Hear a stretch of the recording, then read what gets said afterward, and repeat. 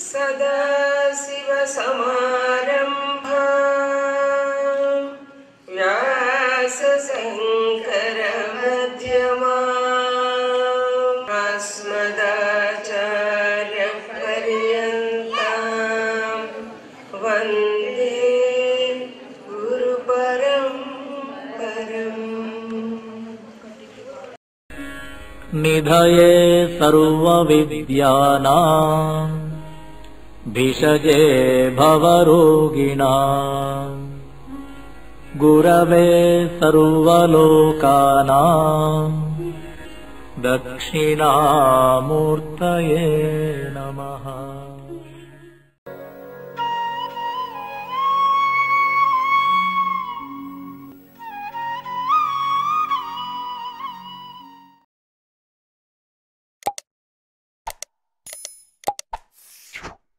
देहं प्राणमपीन्द्रियाण्यपि चलां बुद्धिं च शून्यं विदुः स्त्रीबालान्धजडोपमास्त्वहमिति भ्रान्ताभृशं वादिनः।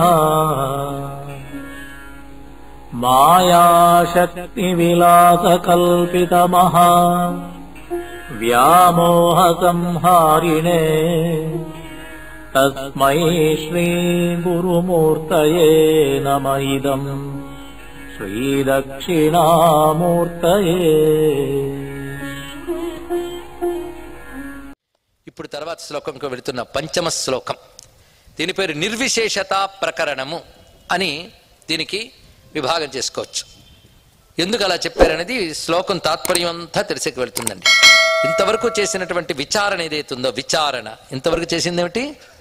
విచారణ. శ్రవణం కాదుండోయ్, విచారణ. జ్ఞానం లక్షణం ఏంటంటే ఆలోచింపజేయడం.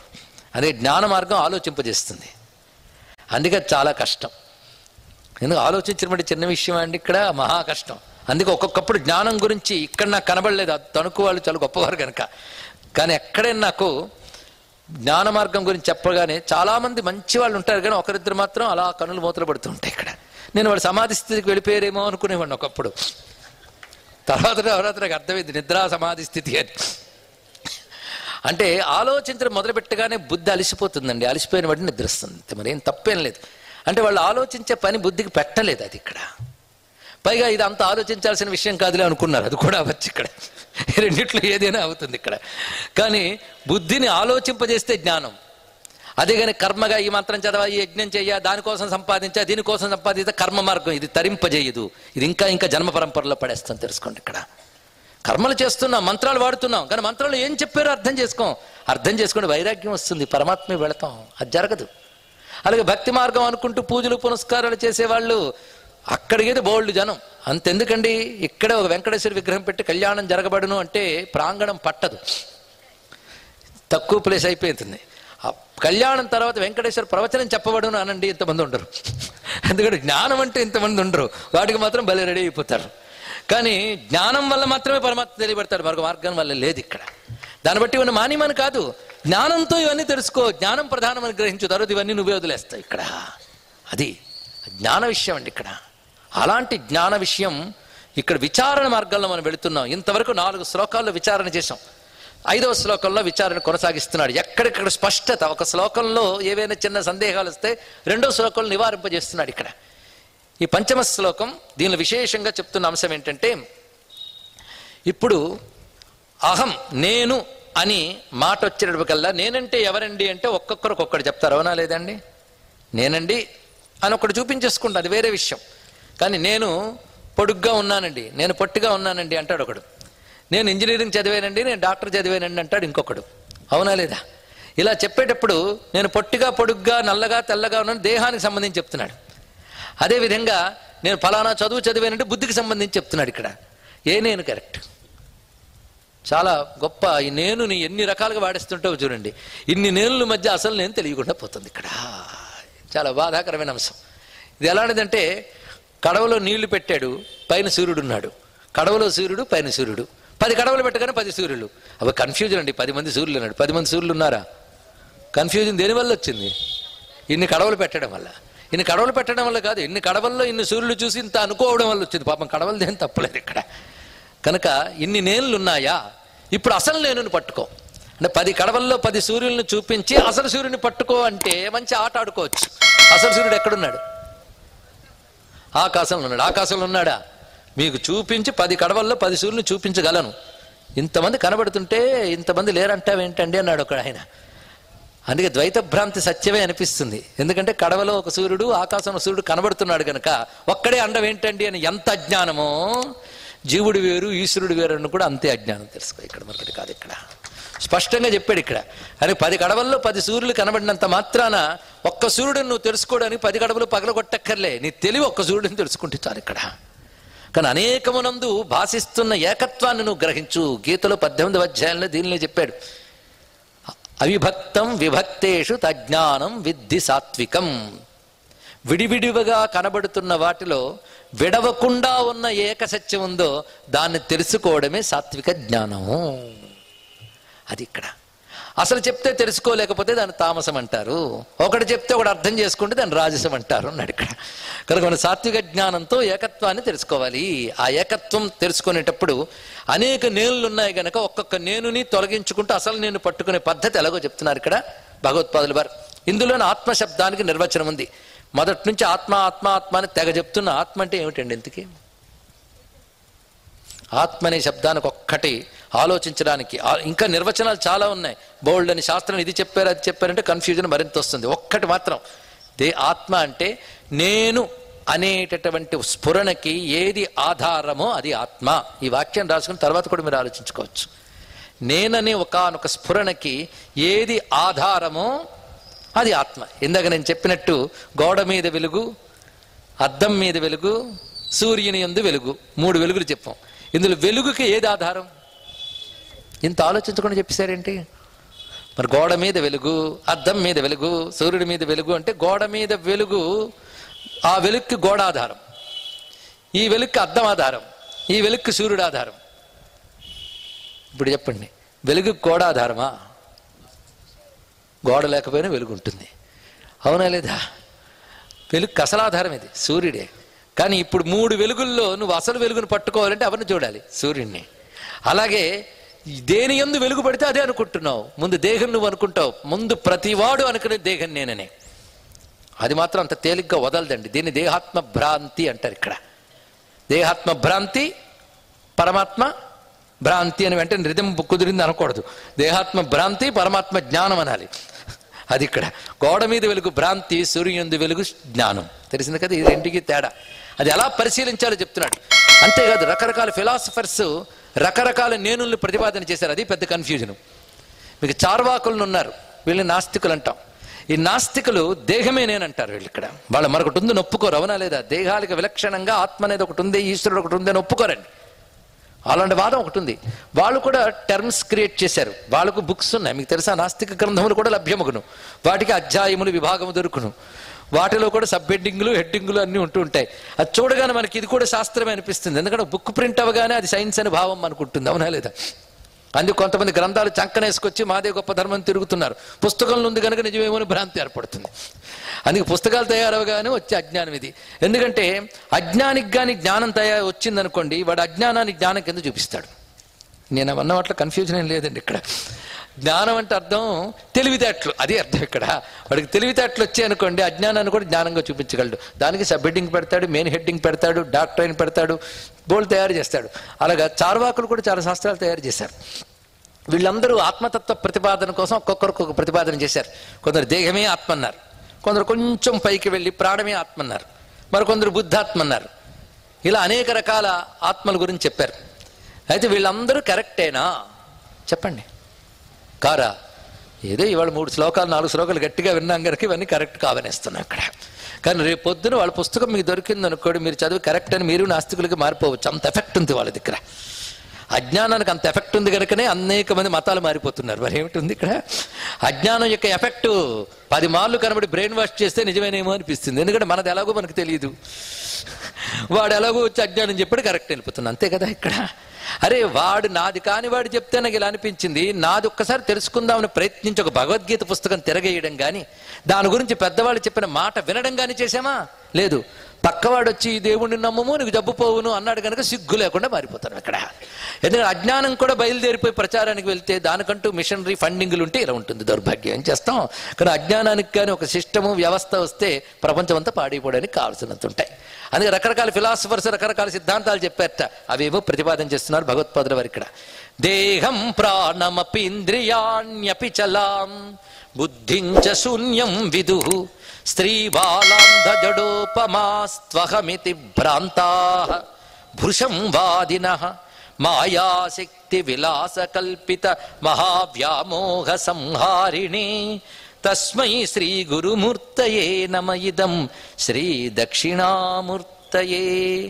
దేహం ప్రాణం అపి ఇంద్రియాణి అచలాం బుద్ధిం శూన్యం, 5 అంశములు చెప్పారు.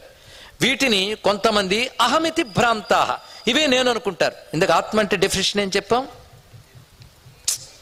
సరిగ్గా వినట్లేదండి. ఏదో నిన్న మొన్న చెప్పింది చెప్పద్దు, ఇవాళ ఏం డెఫినేషన్ చెప్పాం. నేను అనడానికి ఏది ఆధారమో దానిని ఆత్మ అనేదారు. ఆ సూత్రంతో ఈ శ్లోకాన్ని చూడాలి. అందుకే ముందు చెప్పాను దీనికి ఇంట్రడక్షన్. నేను అనడానికి ఏది ఆధారం? శరీరం కదా. కనుక శరీరమే నేను అనుకుంటారు, ఇదొక అజ్ఞానం అన్నాడు ఇక్కడ. అలా కొందరు ఉన్నారు. కాదు, ఈ శరీరం నేను అనుకోవాలంటే ముందు శరీరం కదలాలా? శరీరాన్ని కదిలించేదాన్ని ఏమంటారు? ప్రాణం. కనుక ప్రాణమే ఆత్మ అన్నారు ఇక్కడ. ఎందుకంటే ప్రాణం ప్రసరిస్తేనే శరీరం తెలుస్తుంది, లేకపోతే తెలియట్లేదు కదా. ప్రాణం పోతే శరీరం లేదు. కనుక ప్రాణమే ఆత్మ అన్నాడు ఒక ఆయన. ఇంకొక ఆయన ఇంద్రియాలే ఆత్మ అన్నాడు ఇక్కడ. ఇంకొక ఆయన ఏమన్నాడంటే దేహము ప్రాణము ఇంద్రియాలు కాకుండా చలాం బుద్ధిం, చలాం బుద్ధిం, చాలా చక్కటి మాట. చలన లక్షణము కలిగిన బుద్ధియే ఆత్మ అన్నాడు ఇక్కడ. ఇందాక అదే జానా మీ దగ్గర చాలా గొడవ పడ్డాం, ఇక్కడ క్లారిటీ ఇస్తున్నాడు. చలాం బుద్ధి, బుద్ధికో లక్షణం ఉంది చలాం అంటే. ఇప్పుడు మీరు వింటున్నారు అనుకోండి, బుద్ధితో వినడం మాత్రమే జరుగుతుంది.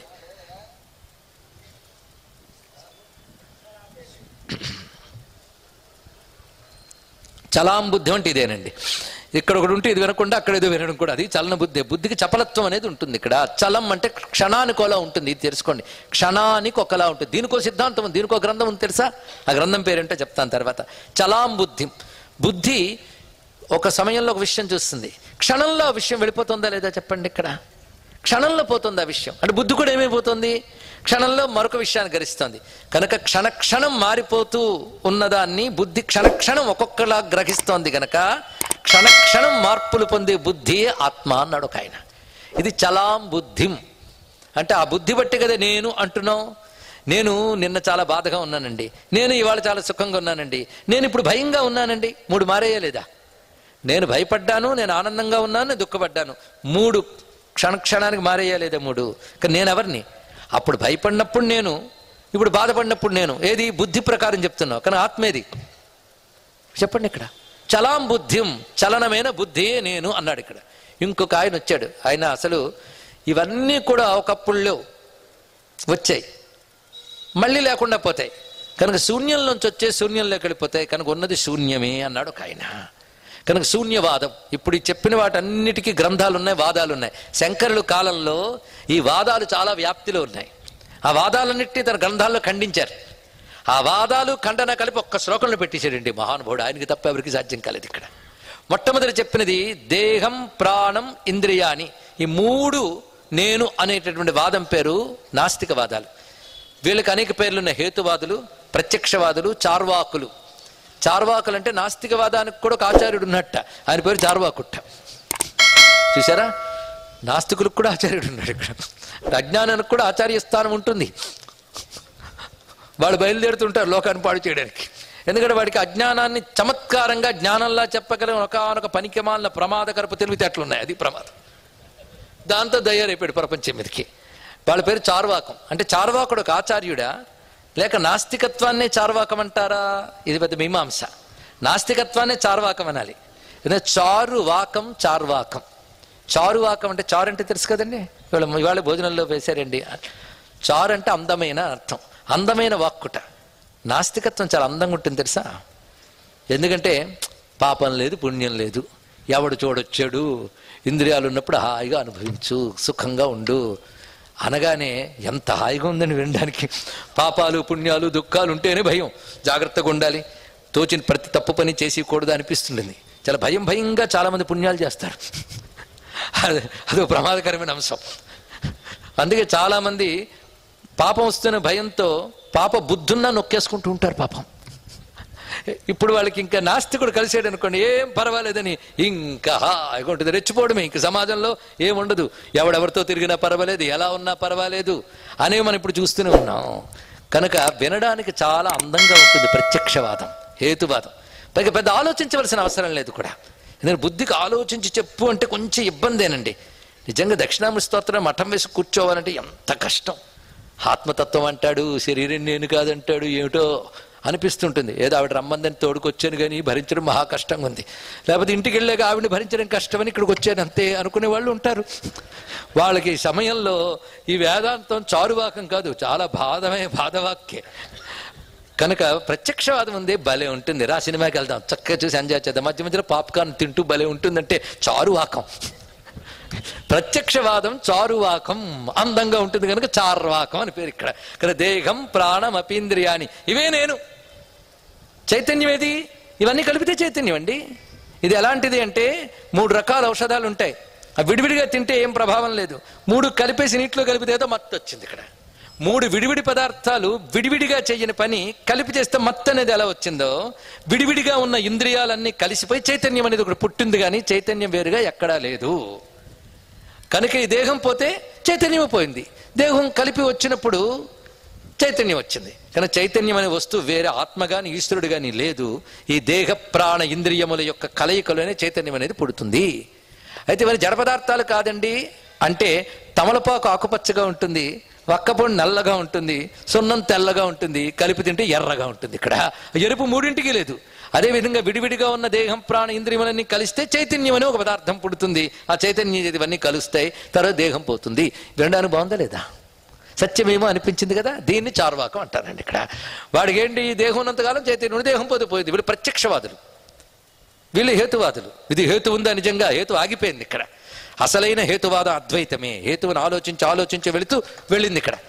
అందుకే తత్వశాస్త్రం గురించి చెప్తూ ఆదిభట్ట నారాయణదాస్ గారు ఒక మాట అన్నారు, ఏమీ ఆలోచించకుండా తిరిగేవాడి కంటే ఏదో ఒకటి ఆలోచించేవాడు బెటర్ కనుక చార్వాకం బెటర్ అన్నాడు. కొంచెం వాడు ఆలోచన చేశాడు కదా, ప్రపంచం ఏంటి నేనేమిటి ఆలోచించి ఒక కన్క్లూజన్కి వచ్చాడు.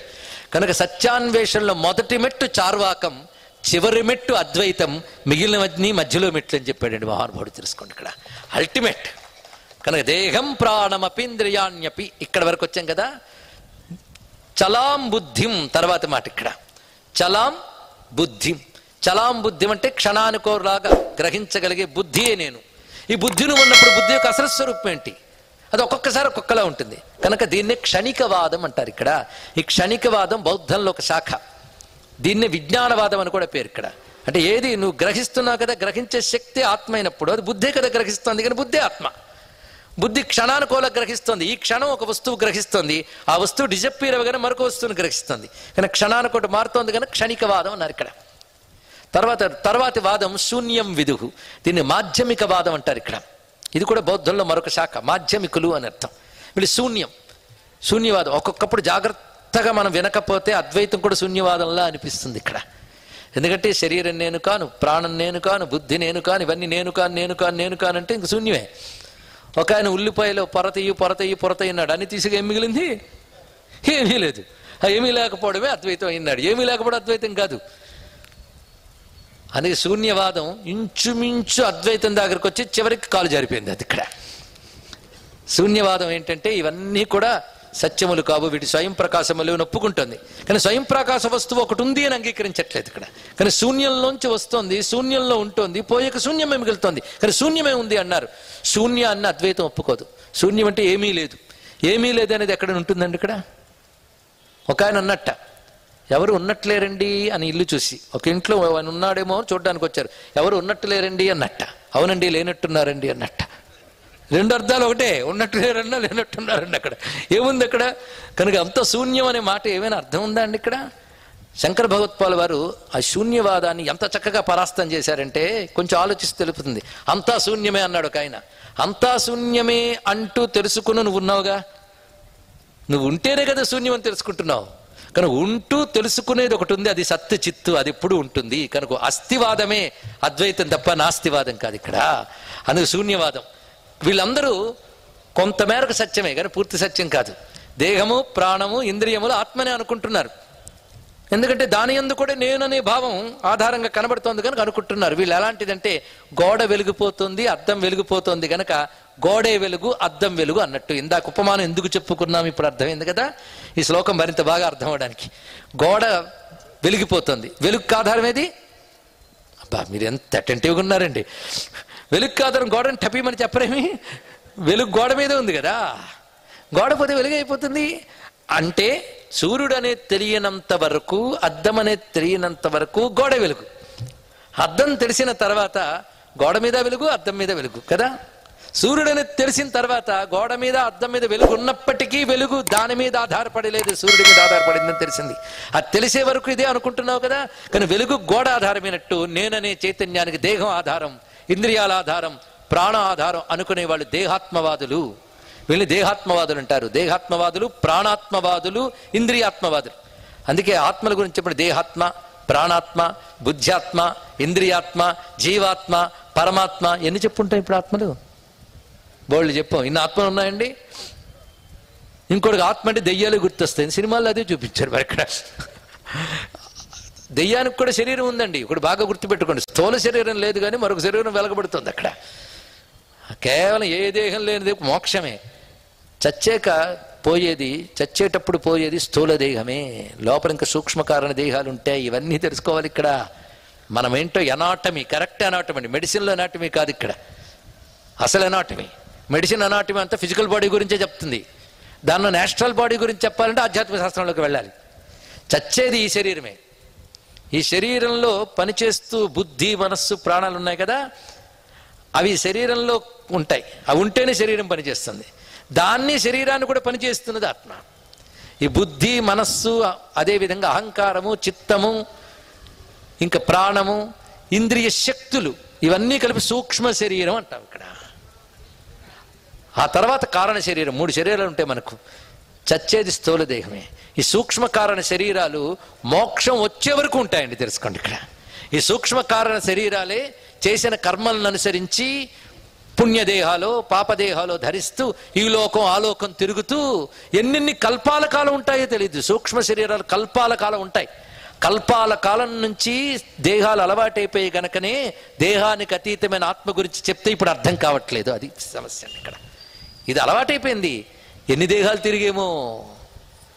ఆ సూక్ష్మ శరీరం ఈ దేహాలను ఆధారం చేసుకుని చేసిన కర్మలను అనుసరించి వచ్చిన ఫలాల్ని సూక్ష్మ శరీరం గ్రహించి, ఎలాగైతే ఒక చిన్న పెన్ డ్రైవ్ అక్కడున్న దృశ్యాన్ని గ్రహించి మళ్ళీ మరొక ఎక్విప్మెంట్ కనెక్ట్ అయ్యి అలా చూపిస్తోందో, అలాగే సూక్ష్మ శరీరం ఈ దేహం ద్వారా అన్ని అనుభవించి ఆ ప్రింట్స్ అన్ని తీసుకుని దాన్ని అనుసరించి మరో దేహంలోకి ప్రవేశిస్తోంది. ఇక్కడ ఇది గ్రహించవలసినది ఇక్కడ. కనుకనే స్థూల సూక్ష్మ కారణ దేహాలు ఇవన్నీ తెలుసుకోవాలి. మొత్తానికి దేహం, ప్రాణం, ఇంద్రియములే ఆత్మ అనుకునేప్పుడు దేహాత్మ, ప్రాణాత్మ, ఇంద్రియాత్మ అని అంటున్నావు. కానీ నేను ఆత్మలో, కానీ అప్పటికి తెలియట్లేదు అదే ఆత్మ అంటున్నావు. ఇంకోటి కొంచెం తెలివైన వాడు ఏమంటే క్షణికవాది, బుద్ధి ఆత్మ అంటున్నాడు. ఇంకొకటి శూన్యమే ఆత్మ అంటున్నాడు. వీళ్ళందరూ ఎలాంటి వాళ్ళు అయ్యా అంటే స్త్రీ బాలంధ జడోపమా స్వహమితి భ్రాంతా భృశం వాదిన. వీళ్ళందరూ స్త్రీల, బాలుర, జడుల వంటి వారు. అంటే స్త్రీల వంటి వారు, బాలుర వంటి వాళ్ళు, జడుల వంటి వారు అని. అంటే అర్థం ఏంటి? అజ్ఞానులు అని చెప్పడం ఇక్కడ. వీళ్ళందరూ అజ్ఞానులు. అజ్ఞానం చేత వీళ్ళందరూ కూడాను ఇదే ఆత్మ అనుకుంటున్నారు. అహమితి భ్రాంతా. అహం ఎందుకు? నేనుకి ఆధారమైనది ఆత్మని చెప్పడానికి కారణం ఇది. ఇదే అహం అనుకుంటున్నారు. దేహమే అహం, ప్రాణమే అహం, ఇంద్రియాలే అహం, బుద్ధే అహం, శూన్యమే అహం అని అనుకుంటున్న వాళ్ళందరూ కూడా మూర్ఖులు. ఎటువంటి మూర్ఖులు అంటే స్త్రీల వంటి, బాలుర వంటి, జడుల వంటి. పిల్లల లాంటి మూర్ఖులు అంటే చిన్నపిల్లలు ఉన్నా అనుకోండి, వాళ్ళకి ఏమి తెలియవు. వాళ్ళు ఎలాంటి అజ్ఞానులో అసలు ఆత్మతత్వం తెలుసుకోలేక ఇదే ఆత్మ అనుకునే వాళ్ళు కూడా అలాంటి అజ్ఞానులే అన్నారు ఇక్కడ. చిన్నపిల్లలు చూడండి, కారు బొమ్మ పడిస్తే నిజమైన కారు అనుకుని కీ కుట్టుకుంటూ దాంతో ఆడుకుంటూ ఉంటారు. పాపం వాళ్ళ అజ్ఞానం మనల్ని హాయిగా ఉంచేస్తుంది.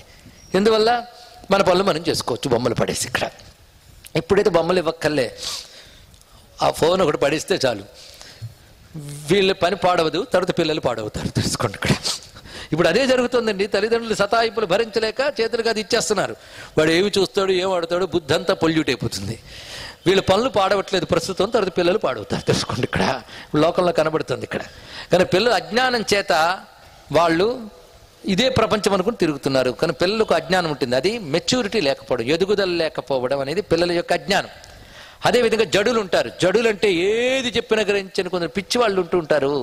వాళ్ళకి ఏ విషయం చెప్పినా అర్థం కాదు, ఏదో నవ్వేస్తుంటారు, తిరుగుతుంటారు. అంటే పిచ్చివాళ్ళు. ఆ పిచ్చివాళ్ళు పిల్లలు స్త్రీలు ఎలాగో ఇదే ఆత్మ అదే ఆత్మ అనుకుంటున్న వాళ్ళు అంతే అని. ఇది వినగానే శంకరాచార్యుల మీద కోపం వస్తుంది స్త్రీలకి. ఏంటంటే మమ్మల్ని అజ్ఞానంతో పోలుస్తారా అని. ఇక్కడ గమనించవలసిన అవసరం ఏంటంటే జ్ఞానం పురుషులకు మాత్రమే లభించును, స్త్రీలకి రాదు అనుకోవడం ఒక అజ్ఞానం. తెలుసుకోండి ఇక్కడ. ఎందుకంటే పురుషులు అజ్ఞానంలో కొట్టుమిట్లాడుతూ ఉంటే గొప్ప జ్ఞానులైన స్త్రీలు పురుషులను ఉద్ధరించిన ఘట్టాలు వేదాల్లో పురాణాల్లో ఉన్నాయి. అది తెలుసుకోండి ఇక్కడ. దత్తాత్రేయ చరిత్రలో మదాలస పాత్ర గొప్ప జ్ఞాని, పిల్లలందరినీ బ్రహ్మజ్ఞాలుగా చేస్తుంది. ఆఖరికి భర్త ఉంటాడు, ఆ భర్తకు తెలియదు, ఆ భర్తకు కూడా తెలివితేటల తర్వాత ఇస్తుంది ఆవిడ. అలాగే త్రిపుర రహస్యం చదవండి. హేమలేఖ ఎంత జ్ఞానం. భర్త హేమచూడ్డు, వాడికి అసలు ఏ జ్ఞానం ఉండదు. ఆమె గురువై క్రమంగా జ్ఞానం నేర్పుతుందండి. ఇక్కడ పురుషుడైన భర్తకి జ్ఞానం నేర్పిన బ్రహ్మజ్ఞాని కథ త్రిపుర రహస్యం చెప్తూ ఉంటే అలాంటి కథే దత్తాత్రేయ చరిత్ర చెప్తోంది. అదేవిధంగా ఇదిగో నాకు ఈ ప్రపంచం మీద వైరాగ్యం కలిగింది, నేను ఇంకా ఆత్మవిచారానికి వెళ్ళిపోతున్నాను, అన్నీ సన్యసిస్తున్నాను. అలాగని చెప్పి ఎస్కేపిజం కాదు సన్యాసం అంటే. నా దగ్గర డబ్బంతా పంచి మీకు ఇచ్చేస్తున్నాను, మీరు హాయిగా ఉండండి అని భార్యతో చెప్పాడు యాజ్ఞవల్క్యుడు. అప్పుడు భార్య అందుట, నువ్వు ఏదో గొప్ప వస్తువు ఒకటి ఉందని చెప్పి ఈ డబ్బంతా విడిచిపెట్టి వెళ్ళిపోతున్నావు అంటే ఇది డబ్బు కంటే ఇది గొప్పది కదా, దానికోసం కదా నువ్వు వెళుతున్నావు. డబ్బు కంటే గొప్పదేందని ఒకటి ఉందని నువ్వు వెళుతూ ఉన్నప్పుడు దానికంటే తక్కువదేను డబ్బు మాకు ఇచ్చి వెళుతున్నావు, ఇది మేము పట్టుకోవాలా? మాకు ఆ జ్ఞానం చెప్పన్నది. ఇక్కడ ఎంత తెలివైనమ్మా అండి. ఇక్కడ ఆ చర్చ జరుగుతుందండి, అత్యద్భుతమైన చర్చ. అదేవిధంగా జనక మహారాజ్ సభలో వేదాంత చర్చ జరిగేటప్పుడు ఒక స్త్రీ లేచి చెప్తుంది వేదాంతం. ఆశ్చర్యపోతారు అందరూ కూడా. అక్కడ అంటే ఉపనిషత్తుల్లో వేదాల్లో పురాణాల్లో కూడా స్త్రీ రూపమైనటువంటి గురుస్వరూపమైన జ్ఞానం చెప్తూ ఉంటే అవన్నీ చదివిన శంకర భగవత్పాదులు వారు, వాటికి భాష్యం రచించిన శంకర భగవత్పాదులు వారు స్త్రీ బాలాంద జడోపమాహ అంటూ స్త్రీల వలె బాలుల వలె జడుల వలె వాళ్ళందరూ అజ్ఞానులు అనగానే అసలు విషయం వదిలేసి స్త్రీని తిట్టాడు కదా అని శంకరాచార్య మీద కోపం వస్తుంది. అవునా లేదండి? ఇక్కడ మన మతాన్ని తిట్టడానికి ఉద్యుక్తు లేని వాళ్ళు వెంటనే ఈ వాక్యం కూడా ఉట్టంకించి స్త్రీవాదులు అనబడే వాళ్ళందరూ శంకరాచార్యుని కూడా ఒక పురుషాహంకార మూర్తిగానే చెప్పే ప్రమాదాలు ఉన్నాయి. ఇలాంటి ప్రమాదాలు ఉన్నాయనే సమాజంలో ఉన్నాం గనక ఆ ప్రమాదం లేదని చెప్పడానికి ఇక్కడ మనం ఇప్పుడు పూనుకుంటున్నాం. గురువుగారి ఈ విషయంలో స్త్రీ అని చెప్పడంలో స్త్రీలను తక్కువ చేయడం కాదు, ఇది గ్రహించవలసింది. ఇందులో చెప్తున్న అంశం ఏంటంటే సాధారణంగా శంకరుల కాలానికి కూడా స్త్రీలు బయటకు వచ్చి ప్రపంచంలో అలా తిరగలిగేటువంటి అవకాశాలు అంతే కదా. శరీర ప్రకృతి అండి అంది. ఇక్కడ ఏం చేస్తాం? శరీర ప్రకృతికి శరీరానికి కొన్ని లక్షణాలు ఉంటాయి. ఈ రోజుల్లో మాత్రం క్షేమమా చెప్పండి ఇక్కడ? ఎందుకంటే సృష్టిలో అందరూ ఉత్తమ సంస్కారవంతులు ఉండరు, పాప సంస్కారాల వాళ్ళు ఉంటారు. అటువంటి పాప సంస్కారుల యొక్క పాపపు వాసనల వల్ల వచ్చే పాప పనుల నుంచి స్త్రీని రక్షించడం కోసం కొన్ని కట్టుబాట్లు పెట్టారు. ఆ స్త్రీని తక్కువ చేయడం కాదు. మనం నేటికి పత్రికల్లో చూస్తూ ఉంటే అత్యాచారం చేసిన మృగాళ్ళు హెడ్డింగులతో చదువుతున్నారు. మీరు నాకంటే ఎక్కువ లోక జ్ఞానం మీకు. ఎన్ని న్యూస్లు వస్తున్నాయో, అవునా లేదా? ఇలాంటి ప్రమాదపూరితమైన వ్యక్తిత్వాలు ఉంటారు. వాళ్ళందరినీ మార్చాలి అంటే మూర్ఖుల్ని అజ్ఞానుల్ని ఎన్ని మార్చగలమండి? ఇక్కడ లోకంలో ఉంటాయి, ఏం చేస్తాం? అందుకే స్త్రీకి కొన్ని మర్యాదలు చెప్పారు. అటువంటి స్త్రీ శరీరగతమైన కొన్ని కట్టుబాట్ల వల్ల ఆమెకి ప్రాపంచిక విషయాలు కానీ వ్యవహార విషయాలు కానీ ఎక్కువ తెలుసుకునే అవకాశం తక్కువ, ఇప్పటికంటే అప్పుడు ఇంకా తక్కువ. కనుక వాళ్ళు గృహకృత్యములు వీటిలో ఉంటూ ఉండేవారు. కనుక వాళ్ళకి అవకాశం తక్కువ అని చెప్పడానికే చెప్పారే తప్ప ఇవన్నీ గ్రహించడానికి వాళ్ళు మూర్ఖులను ప్రతిపాదించిన గురువుగారి యొక్క ఉద్దేశం కాదు. ఇదొకటి. రెండవది, స్త్రీ అనేది ఒకానొక స్వభావం, శరీరం కాదు. పురుషుల్లో కూడా స్త్రీ స్వభావం ఉండొచ్చు, స్త్రీలో కూడా పురుష స్వభావం ఉండొచ్చు, స్వభావరీత్యా. అందుకే భారతీయ సంస్కృతిలో స్త్రీలో కూడా పురుష ప్రకృతి ఉంటుంది, పురుషుల్లో కూడా స్త్రీ ప్రకృతి ఉంటుంది. ఇక్కడ డాక్టర్స్ కూడా దీన్ని అంగీకరిస్తారని అనుకుంటూ ఉంటాను ఇక్కడ. అంతే కదండి? ప్రతి వారిలో రెండు స్వభావాలు ఉంటాయి ఇక్కడ. అయితే స్త్రీ ప్రకృతి బాగా కనబడుతూ పురుష ప్రకృతి లీనమై ఉంటే లోపల వాడిని స్త్రీ అంటున్నాం. పురుష ప్రకృతి బాగా కనబడుతూ స్త్రీ ప్రకృతి అంతర్లీనమైతే పురుషుడు అంటున్నాం. రెండు కలిసే ఉంటాయి ప్రతి వారిలో కూడా. స్త్రీ నేచర్ ఏమిటి అంటే ఎమోషన్ సాధారణంగా. అందుకే ఎవరైనా పోయినప్పుడు ఇంట్లో స్త్రీలు ఏడ్చినంత పురుషులు ఏడవరు. మీరు గమనించండి ఇక్కడ. ఆవిడ పెద్ద ఇంటలెక్ట్ కావచ్చు, పెద్ద ఆఫీసర్ కావచ్చు, ఎంత తెలివైన ఆమె కావచ్చు, కానీ ఆమె యొక్క నేచర్లో ఎమోషన్కి ఎక్కువ డామినేషన్ ఉంటుంది ఇక్కడ. అలాగని పురుషుడు మూర్ఖుడు కావచ్చు, ఏమైనా కావచ్చు, వాడు ఎమోషన్ కంటే బుద్ధికే ఎక్కువ ఇస్తాడు, ఇంటలెక్ట్కి ఇస్తాడు. అందుకు ఒక తల్లి ఆమె జరుపుకుంటుంది, అందరిని కొడుకులనే కన్నాను కూతుర్ని కనలేదు నేర్చిందిట. ఎందుకంటే పోయినప్పుడు భోర్మని ఏడవరు వాళ్ళని. అంటే ఎమోషన్ ఇది తెలుసుకోవాల్సింది. ఉద్విగ్న ప్రకృతి అని అర్థం ఇక్కడ. ఆ ఉద్విగ్న ప్రకృతి పురుషుల్లోనూ ఉండొచ్చు, స్త్రీల్లో ఉండొచ్చు.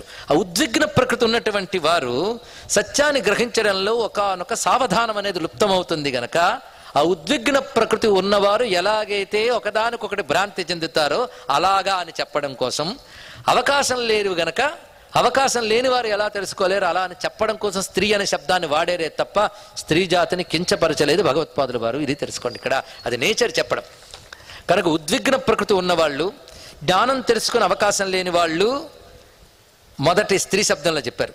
బాలురు అంటే మెచ్యూరిటీ, ఎదగని బుద్ధి కలవాళ్ళు, అంటే బుద్ధి ఎదగని వాళ్ళు అని చెప్పడానికి బాల అని చెప్పారు. జడ, ఎంత చెప్పినా అర్థం చేసుకోలేని వాళ్ళు జడులు. ఇలాంటి కేటగిరీస్గా జ్ఞానాన్ని డివైడ్ చేస్తూ స్త్రీ బాలాంధ జడోపమాహ అన్నారు. అటువంటి వారు పోనీ మాకేం తెలియదు నూరుకున్నారా, వాళ్ళకి తెలిసిందే సత్యమైన సిద్ధాంతాలు చేశారు. భ్రాంతాహ భృశం వాదిన, వాళ్ళు భ్రాంతులు అంటే ఒకదానికి ఇంకోటి అనుకుంటూ తెగ వాదించేవాళ్ళు, అంటే వాదనలు చేస్తూ ఉంటారు. ఇక్కడ ఇవి ఇప్పటికీ పోలే, అవన్నీ ఉంటూ ఉన్నాయి నేటికి కూడా. శంకరులు లాంటి వాళ్ళు సత్యప్రతిపాదన చేసి, వ్యాస భగవాన్ లాంటి వాళ్ళు భారత భాగవతాది గ్రంథాల ద్వారా సత్యాన్ని ప్రతిపాదింపజేసిన నేటికి నాస్తికత్వం, నేటికి మూర్ఖత్వం, నేటికి హేతువాదం, నేటికి అజ్ఞానం ఉన్నాయా లేవో చెప్పండి. అంతేగాని ఇవాళ ఒక అద్భుతమైనటువంటి జ్ఞానం వచ్చింది కనుక అజ్ఞానం అంతా పోయింది అనుకోవద్దు, అదిగు భ్రాంతి.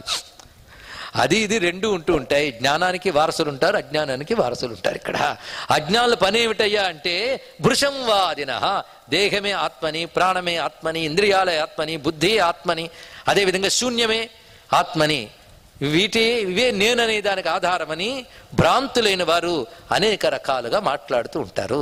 దేనివల్ల భ్రాంతి దేనివల్ల కలుగుతుందండి? మొదటి నుంచి విన్నవాళ్ళు ఠకీమని చెప్పగలగాలి. మాయ, మరొకటి కాదు. మాయ అంటే ఏమిటి? సత్యాన్ని గుర్తించలేకపోవడం ఒకటైతే, అసత్యాన్ని సత్యం అనుకోవడం ఒకటి. రెండు ప్రమాదాలు. అగ్రహణం, అన్యదాగ్రహణం అంటారు దీన్ని. అగ్రహణం అంటే అసలు తెలుసుకోలేకపోవడం, అన్యదాగ్రహణం అంటే ఒకదాన్ని మరొకటి అనుకోవడం. ఈ రెండు ప్రమాదాలు. ఉదాహరణకి తాడుని చూసి పామును భయపడ్డాం, అందులో రెండు దోషాలు ఉన్నాయి. తాడుని గ్రహించలేకపోవడం అగ్రహణం, పాముగా గ్రహించడం అన్యదాగ్రహణం. ఇది అజ్ఞానం అంటే అర్థం. ఈ రెండు లక్షాలు. ఈ మాయ వల్ల వీళ్ళు వెలుగు పడిందే గోడ అనుకున్నట్టు, వెలుగు పడిందే అద్దం అనుకున్నట్టు, వెలుగు అద్దాన్ని గోడను ఆధారం చేసుకున్నట్లు ఆత్మ యొక్క చైతన్యం వల్ల పనిచేసే దేహ ప్రాణ ఇంద్రియాదులే ఆత్మ అనుకుంటూ వాదిస్తూ ఉంటారు. వీళ్ళందరూ మాయాశక్తి విలాస కల్పిత మహావ్యామోహం. ఇది మామూలు వ్యామోహం కాదు, మహావ్యామోహం. ఇదే మన జన్మలన్నిటికీ కారణమైందండి. ఎందుకంటే ఇన్ని జన్మలు ఎత్తాం, ఒక్క జన్మలో కూడా స్వస్వరూపం తెలుసుకునే ప్రయత్నం చేయలేదు, పొందలేదు. ఎలా చెప్పగలండి? గద్దన్మలు చేసేనేమో, చేసుంటే పుట్టేవాడు ఇవ్వుకో, అది ఇక్కడ చెప్పలేదు. మళ్ళీ పుట్టేం కనుక సరిగ్గా చేయలేదని అర్థం, సాధన సరిగ్గా జరగలే. ఒకవేళ అప్పుడు చేసి ఏదో కొంచెం గ్రహించలేక మళ్ళీ పుట్టేమనుకోండి, చిన్నప్పుడే జ్ఞానం వచ్చేస్తుంది. ఒక రామకృష్ణ పరమహంసకిలా, ఒక స్వామి వివేకానందకిలా, ఒక శంకర భగవత్పాదుల వారికిలా. శంకర భగవత్పాదులు బ్రహ్మజ్ఞానం ఎప్పుడయ్యారు? ఏ వయస్సులో? మనకు తెలిసి ఆయన పుట్టి బుద్ధి నుంచి బ్రహ్మజ్ఞానే, బ్రహ్మజ్ఞానిగానే పుట్టాడు. పుట్టు జ్ఞానండి ఆయన. అంతేగాని 6వ ఏట 8వ ఏట కాదు. ఆయన 8వ ఏట ఆతుర సన్యాసిని తీసుకున్నాడంతే, కానీ అప్పటికే బ్రహ్మజ్ఞానం ఆయన. కనుక జ్ఞానం పసితనంలో రాదు అనడానికి లేదు. ఇప్పటి నుంచి నీకు ఎందుకయ్యి ఉపనిషత్తు అని అన్నాడు అంటే వీడికి కూడా రాదని అర్థం. ఎందుకంటే జ్ఞానం తెలుసుకోవడానికి అవకాశం లేనంతగా శరీరాన్ని ఇన్నాళ్ళు పెంచి పోషించాడు గనక ముదిరిపోయిన బుద్ధికి జ్ఞానం ఎక్కడొస్తుందండి? అనేక జన్మల సాధనలు ఉండాలి, లేకపోతే రాదు. అది గొప్ప విషయం. అందుకే భగవత్పాదుల వారు అప్పటికే పూర్తి జ్ఞాని. కానీ మాయాశక్తి విలాస కల్పిత మహావ్యామోహం అనే మాట చిన్న విషయం కాదు. అనేక జన్మలకు కారణమైంది ఆ మహావ్యామోహం. స్వస్వరూపాన్ని తెలుసుకోలేక దానివల్ల పనిచేసేటువంటి శరీరాదులే నేననుకుంటూ ఆ నేననే చైతన్యానికి ఆధారమైన ఆ పరమాత్మను తెలుసుకోలేకపోవడం వల్ల ఇన్ని దేహాలు ధరిస్తూ తిరగాల్సి వస్తుంది ఇక్కడ. కనుక ఈ మహావ్యామోహం పోవాలంటే ఏం చేయాలి? సంహారిణి. ఈ మోహాన్ని సంహరింపజేసేవాడిని ఆశ్రయించాలి. సంహరింపజేయడం అంటే చెప్పండి. సంహారానికి కూడా అర్థం తెలియదా అండి? మీకు తెలుసు, నాకు తెలుసో లేదో మౌనంగా ఉన్నారంతే. సంహారం అంటే చంపేయడం కదా. చాలా బాగా చెప్పావమ్మా. చంపేయడం అంటే లేకుండా చేయడం అంతే, ఇక్కడ కాదు. ఇక్కడ చంపేయడం అంటే వచ్చి మా వ్యామోహం అనే ఒక రాక్షసుడు దాన్ని నేను కొట్టేసాడని అర్థమా? ఇది ఎలాంటిది అంటే జాగ్రత్తగా, ఇందాక మళ్ళీ నేను గోడ అద్దం సూర్యుడిని వదలట్లేదండి, అక్కడే ఉన్నాం కనుక ఇవాళ ఉపనిషత్తులు ఏం చెప్పారంటే గోడ సూర్యుడు అద్దము వెలుగు అనుకుని వెళ్ళిపోయినా పర్వాలేదు, ఎప్పటికైనా తెలుసుకుంటాం. ఇక్కడ ఏం చేశారంటే ముందు గోడ మీద వెలుగు అనుకున్నారు, తర్వాత కొంచెం ఆలోచించి ఏం చేశారంటే గోడ మీద వెలుగుని అద్దంలో లీనం చేశారు. లీనం అంటే ఆ వెలుగుని తీసుకెళ్ళి అద్దంలో దూర్చేయడం కాదు, గోడ మీదే వెలుగు అనే ఒక బుద్ధిని వదిలి ఆ వెలుగు అద్దానిది అనే దాంట్లో నిలబెట్టారు. అది లీనం చేయుట అంటే, లయం అంటే ఇదండి, లీనం అంటే అదర్థం. తర్వాత ఏం చేశారు, అద్దము యొక్క వెలుగు అనే భ్రాంతిని విడిచిపెట్టి అద్దము యొక్క వెలుగు అనే దాంట్లో వెలుగు అనే దాన్ని తీసుకొచ్చి సూర్యుల్లో లీనం చేశారు. లీనం చేయడం అంటే వెలుగు అద్దానిదనే అజ్ఞానాన్ని వదిలి వెలుగు సూర్యునిదనే జ్ఞానాన్ని పొందడమే లీనం చేయడం. అంటే ఇంతవరకు అద్దందే వెలుగు అనే అజ్ఞానం ఏమైంది, సంహరింపబడిందా లేదా? ఇక్కడ సంహారిణి అంటే అర్థం లయము చేయుట అర్థం, ఇది దీని యొక్క అర్థం. లయం చేయుట అంటే ఈ చైతన్యములన్నీ కూడా ఈ దేహాదులు కావు, ప్రాణములు కావు, వీటన్నిటిని ప్రకాశింపజేస్తూ ఏ సద్వస్తువు శాశ్వత వస్తువు ఉన్నదో దానిదే ఈ చైతన్యము అంటూ ఈ చైతన్యార్థాల ప్రవిలీనం చేశాం. ప్రవిలీనం, లీనం, ఆ లయం చేయడమే సంహారం.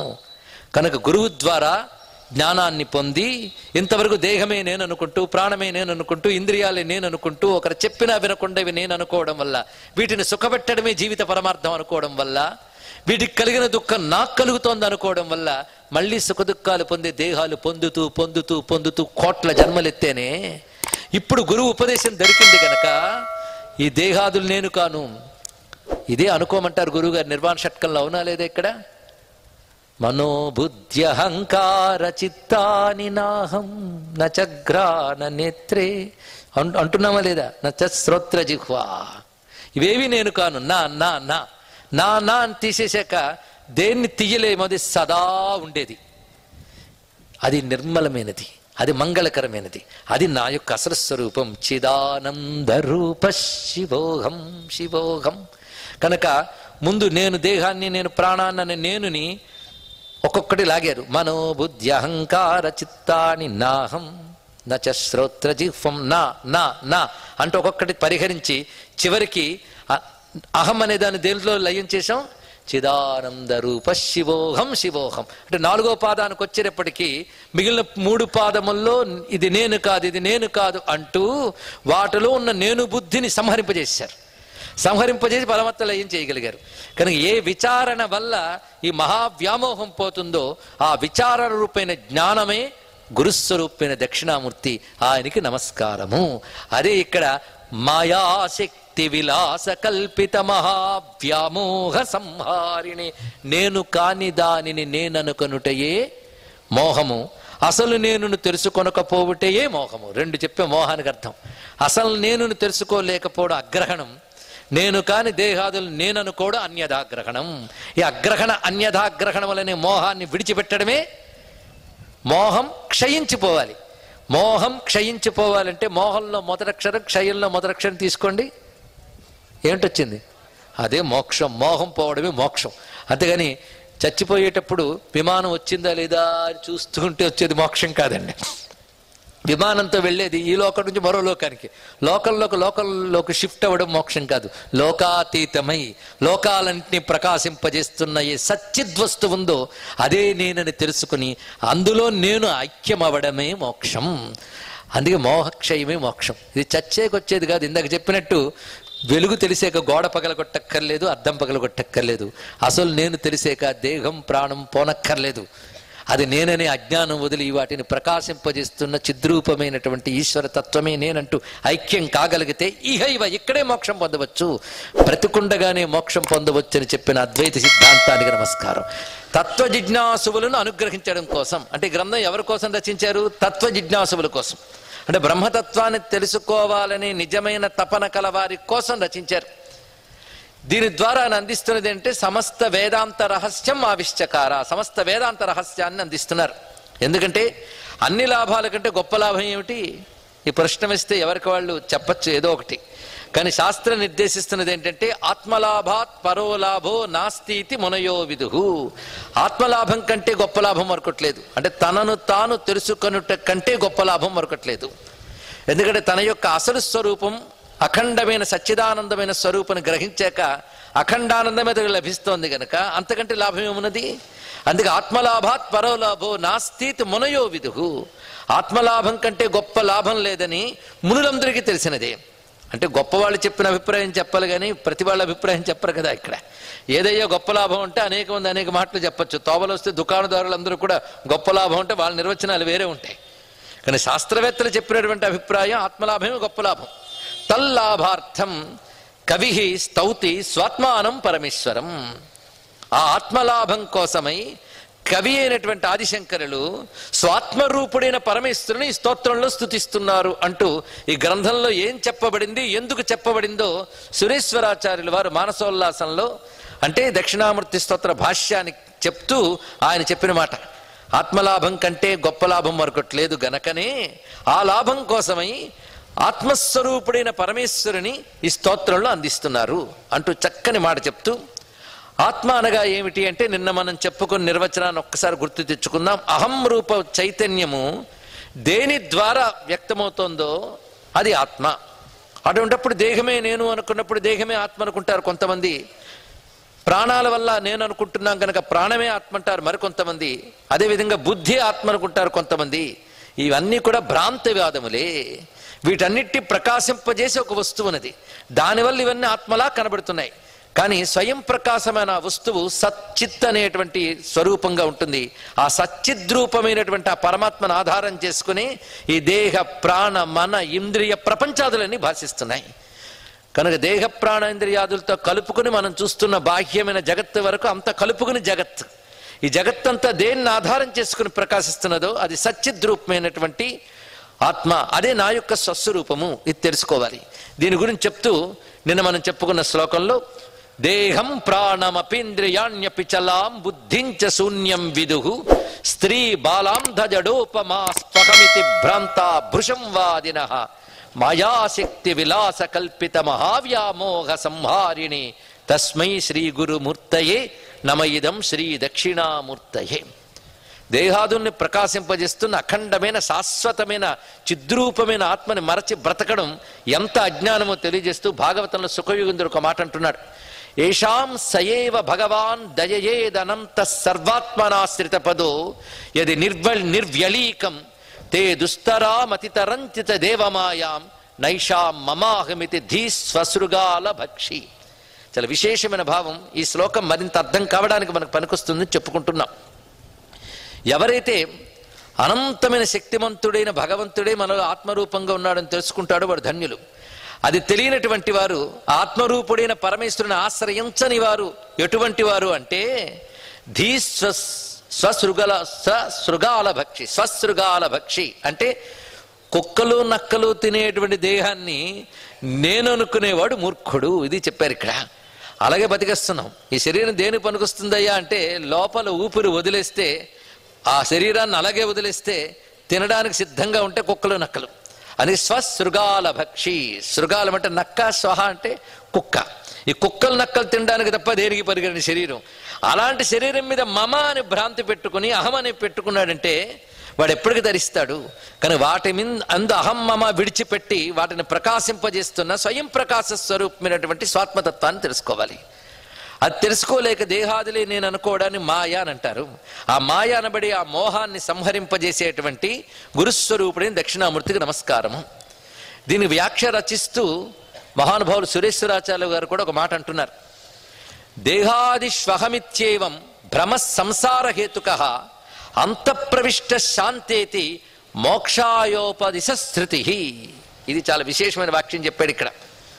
ఇక్కడ శంకరాచార్యుల వారు ఇందులో రచిస్తున్నదంతా ఉపనిషద్వాక్యముల యొక్క సారమే అందిస్తున్నాడు. ఇక్కడ శంకరాచార్యులు ఎందుకు గురువు అయ్యారంటే తన సొంత సిద్ధాంతం అందించలేదు కనుక. అది తెలుసుకోండి. ఇక్కడ ఎవడైనా నాకు సొంత సిద్ధాంతం చెప్తున్నాను, ఈ మధ్య కొత్తగా ఒకటి తయారు చేశాను అంటే వాడికి దూరంగా ఉండడం చాలా మంచిది. ఇక్కడ ఎప్పుడైనా సరే జ్ఞానం సనాతనమై ఉంటుంది. ఇక్కడ సనాతనమైన జ్ఞానము సనాతనమైన వేదాన్ని ఆధారం చేసుకుని ఉంటుంది. అందుకే పరమేశ్వరుడైనా ఉపదేశించేటప్పుడు ఆ సనాతనమైన వేదాన్ని ప్రమాణం చూపిస్తాడు.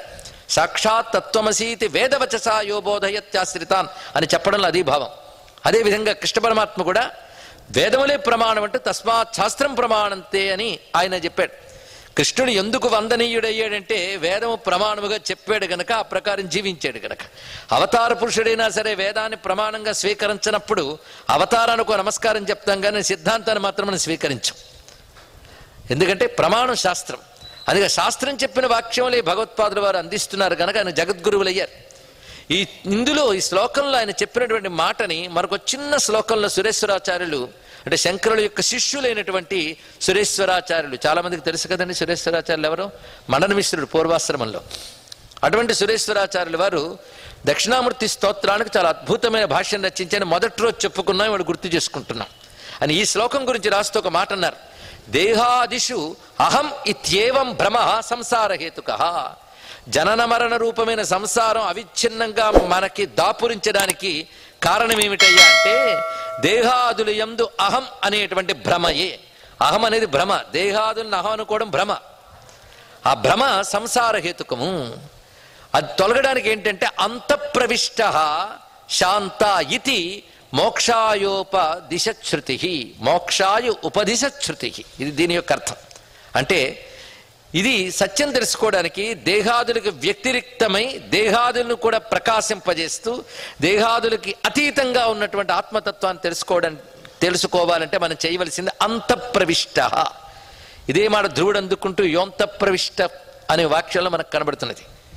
దీన్నే మన అంతర్ముఖ సమారాధ్య లలితా శాస్త్రంలో చదువుతున్నాం. ఎవరికి ఆత్మతత్వం లభ్యమవుతుంది అంటే ఎవరికి అంతర్ముఖ దృష్టి ఉంటుందో వారికి లభ్యమవుతుంది. బహిర్ముఖ దృష్టి ఉన్నంత కాలం ఆత్మతత్వాన్ని తెలుసుకోలేం. అందుకే ఉపనిషత్తులు ఉపన్యాసాలు విన్నా ఎందుకు వంట పట్టట్లేదంటే విన్నంతసేపు చెవులు అప్పగిస్తాం, దాని తర్వాత మళ్ళీ బహిర్ముఖ జీవితాన్నే ఆలింగనం చేసుకుంటాం గనక అంతర్ముఖత్వం లేదు గనక అది సిద్ధించట్లేదు. అందుకే అంతఃప్రవిష్ట శాంత ఇతి మోక్షాయ ఉపదిశశ్రుతి అన్నారు. అంటే శృతి ఉపదేశిస్తుంది, అంటే వేదం ఉపదేశిస్తోంది. ఎక్కడ ఉపదేశించింది అంటే తైత్తిరీయోపనిషత్తులు ఈ మంత్రం మనకు కనబడుతుంది. అంతఃప్రవిష్ట శాంతా జనానాం ఏకస్సన్ బహుధా విచారః అనేటువంటి మంత్రంలో ఉన్నదాన్ని భగవత్పాదులు ఈ శ్లోకంలో చూపించారు అనేదాన్ని సురేశ్వరాచార్యులు పట్టుకుని మనకు అందిస్తున్నారు. ఇక్కడ అంతఃప్రవిష్ట శాంతా జనా, ఎవరైతే అంతర్ముఖులై ఉంటారో వారు మాత్రమే శాంతిని పొందగలరు. వారు ఆ ఏకమైన తత్వాన్ని అనేక విధాలుగా విచారణతో గ్రహించుతారు, గ్రహింపజేస్తారు అంటూ వివరిస్తూ, అది తెలియకుండా చేసే మహామాయ ఎలాంటిది అంటే పండితులు అనుకున్న వాళ్ళు కూడా ఈ విషయాల్లో మోహింపబడుతూ ఉంటారు. మాయ అంత గట్టిది. దీన్ని చెప్తూనే జ్ఞానినామపి చేతాంసి దేవి భగవతి ఈశ బలాదాకృష్య మోహాయ మహామాయ ప్రయచ్చతి అంటూ సప్తశతిలో కూడా ఈ మాటని చూపిస్తున్నారు. ఎందుకంటే సప్తశతి కూడా బ్రహ్మ విద్యా స్వరూపమే అంటూ ఇదే తణుకులో చాలా కాలం క్రితం ఒక సప్తాహం చేసిన విషయం పెద్దలకు గుర్తుంటుంది. అక్కడ చెప్పుకున్నాం ఇది. ఏవమేషా మహామాయ వాదినామపి మోహిని, వాదినామపి మోహిని అంటే శాస్త్రవాక్యాలు పట్టుకుని వాదం చేసేవారిని కూడా మోహింపజేస్తూ ఉంటుంది. ఇక్కడ యస్మాత్ సాక్షాత్కృతే సజ్జో లీయతే చ సదాశివే. ఏ బ్రహ్మతత్వ సాక్షాత్కారం చేత ఆ సదాశివుని యందు లీనమవుతామో అది ఒక్కటే మనల్ని తరింపజేయగలదు, మిగిలిందంతా మాయ పండితులను కూడా మోహింపజేస్తుంది అంటూ ఈ శ్లోకానికి ఉపసంహార శ్లోకంగా విశేషించి సురేశ్వరాచార్యులు అంటున్న అద్భుతమైన శ్లోకం, దేహేంద్రియాసు హీనాయ మాన దూరస్వరూపిణి జ్ఞానానంద స్వరూపాయ దక్షిణామూర్తయే నమః. దేహేంద్రియాసు హీనాయ అంటే దేహేంద్రియాదులను ఆయన ప్రకాశింపజేస్తున్నప్పటికీ దేహేంద్రియాదులు వికారములు లేనటువంటి వాడు మానదూర స్వరూపిణి, ప్రత్యక్ష అనుమానాది ప్రమాణములతో తెలుసుకోలేనటువంటి వాడు అయిన జ్ఞాన ఆనంద స్వరూపుడైన దక్షిణామూర్తికి నమస్కారము. అదే తస్మై శ్రీ గురుమూర్తయే నమయిదం శ్రీ దక్షిణామూర్తయే.